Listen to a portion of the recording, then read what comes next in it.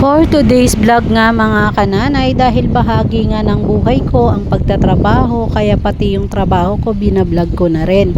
So ilang araw na nga pa lang may mga naghahanap ng mga crib dahil nga kailangan na kailangan ng baby. So naubusan nga kami guys. So mga 2 weeks, hindi lang 2 weeks ata kami walang crib eh. So sabihin na natin 2 weeks, medyo matagal-tagal na rin yun. So ngayon lang dumating yung crib.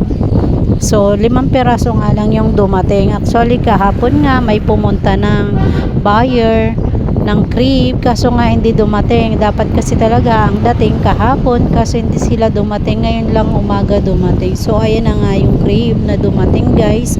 So akala ko nga hindi pupunta, so boss ko na lalaki para tulungan ako magbuhat, at absent kasi yung kasamahan ko dito na naggagawa. So kaya ako lang mag-isa. So alam niya naman na may darating, kaya siguro siya pumunta dahil nagchat na nga yung amo kong babae na nandito na nga daw yung lalamove. So tamang tama nga guys, pagtingin ko sa kabilang kalsada may puting lalamove nga. So yun na nga yung crib, tinatawag nga ako. Sabi ko, crib po ba yan? Sabi nga oo daw. Sabi ko, tapos din umikot na nga yung nag-deliver para maniobra dito sa gilid, para na hindi naman nakaharang sa kalsada, kasi baka pwede siyang masita. Medyo mahigpit nga dito kasi sa Valenzuela guys. So ayan na nga guys, inaayos na namin yung crib para ma-display kahit papano. So ayan, naglagay kami dito ng 2 peraso sa loob, saka isa sa may bungan. So ayan, at may darating na nga rin pala talaga magpipick up ng crib dahil kasusap nila online. Yun nga yung pumunta kahapon. So ayun nga yung ating hintayin, at nagdumating naman nga sila. Yun, may kasama ng kanilang binili. So syempre thank you sa suki dahil may benta kami ngayong araw.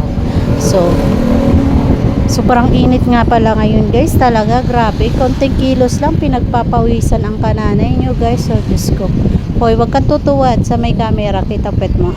Char. So ayun na nga guys, inaayos ko nga yung crib guys para naman malagyan ko ng foam para mapicturean, para ma-post sa aming page ng Kalas Food Trading guys, yung page nga pala namin dito sa shop na binabantayan ko. So ayan, syempre pagkatapos nga ng guys, syempre nagpicture na ako dyan guys, at nilatagan ko yan ng mga foam para makita ng customer, at sinend ko kay madam.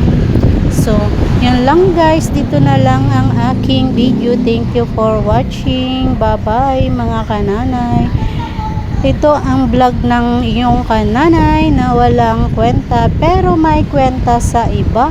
Bye bye. Thank you for watching and sa support.